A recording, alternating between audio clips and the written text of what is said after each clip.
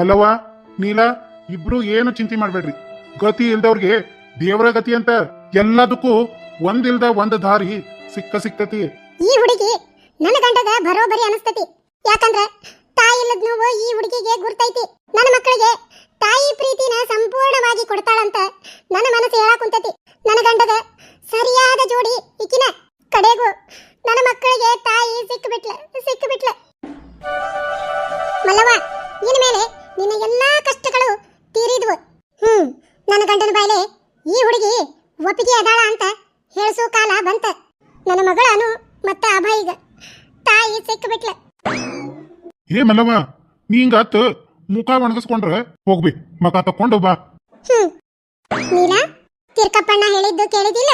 ದೇವ್ರು ಒಂದೇನರ ದಾರಿ ತೋರಿಸ್ತಾನ. ನೀ ಒಟ್ಟ ಮನಸ್ಸಿಗೆ ಬೇಜಾರ್ ಮಾಡ್ಕೋಬೇಡ.